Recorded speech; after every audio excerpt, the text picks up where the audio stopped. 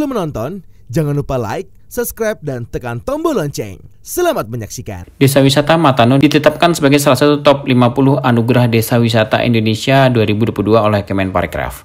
Penetapan ini tidak terlepas dari pesona alam Desa Matano yang eksotis dan memiliki sejarah ratusan ribu tahun. Desa Matano terletak di Kecamatan Nuha, Luwu Timur, Sulawesi Selatan, dengan waktu tempuh sekitar 60 menit perjalanan darat dari ibu kota Kabupaten Luwu Timur, ditambah 60 menit perjalanan air menyeberangi Danau Matano dengan menggunakan perahu. Desa yang terdiri dari 4 dusun yakni Matano, Landangi, Kayu Tanduk, dan Bone Putih, dipenuhi oleh sekitar 1.517 jiwa dan sangat potensial untuk dikembangkan menjadi penunjang sektor pariwisata di Kabupaten Luwu Timur. Desa Matano memiliki bentang alam yang khas, keunikan budaya, dan peninggalan arkeologi sebagai wilayah yang telah menciptakan peradaban pandai besi sejak ratusan ribu tahun yang lalu. Bahkan menurut para arkeolog, situs Danau Matano dan daerah di sekitarnya merupakan pusat pandai besi tertua di Indonesia. Danau ini tidak hanya menjadi tempat yang menyimpan kisah sejarah peradaban masyarakat Sulawesi, khususnya Luwu Timur, namun Danau Matano juga menawarkan pemandangan yang eksotis dengan air yang jernih dan pegunungan hijau di sekitarnya. Danau ini diperkirakan terbentuk akibat pergerakan patahan bumi pada 1-4 juta tahun yang lalu dan memiliki kedalaman sekitar 600 meter.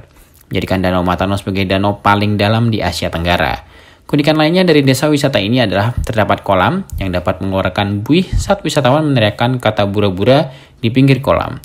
Oleh masyarakat setempat, kolam ini dikenal dengan sebutan kolam bura-bura.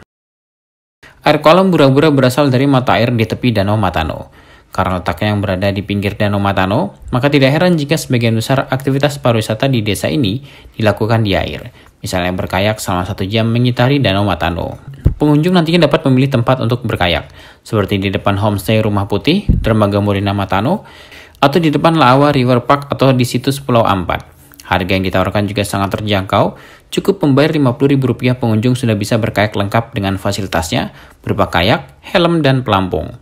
Tidak jauh dari situ terdapat Sungai Laawa atau Kali Dingin yang menyediakan alur sungai yang berbatu di hulu dan semakin tenang di hilir. Hilir Sungai Laawa sendiri adalah Danau Matano. Di sini pengunjung bisa melakukan body rafting selama 2 jam dengan biaya sewa Rp50.000. Fasilitas yang diberikan berupa 6 unit bank, jaket pelampung, serta helm. Selain body rafting, pengunjung juga bisa berkano di Laawa. Biayanya pun sama, yakni hanya Rp50.000. Dengan durasi 1 jam, wisatawan sudah bisa mendapat perahu kayu, jaket pelampung, dan helm pengaman untuk menjelajah di tepi Danau Matano. Jika hanya ingin menggunakan kano untuk kepentingan foto, bisa membawanya ke Sungai Laawa. Sementara itu, jika datang ke Pulau Ampat, wisatawan bisa melihat kembali sejarah peradaban pandai besi tertua di Indonesia. Pulau Ampat merupakan situs peninggalan peradaban kampung pandai besi Matano.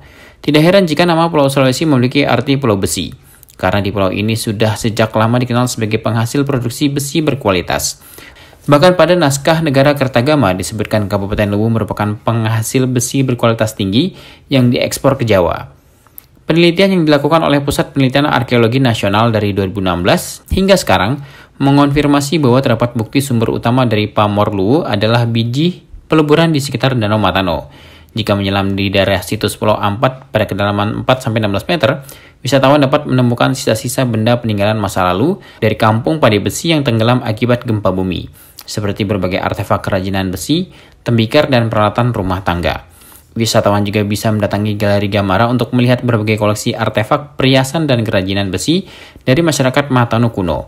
Namun jika ingin melihat dan belajar langsung cara menempa besi, Desa Matano juga memiliki tradisi molabu atau proses penempahan besi yang sudah dijalankan sejak abad ke-10 Masehi.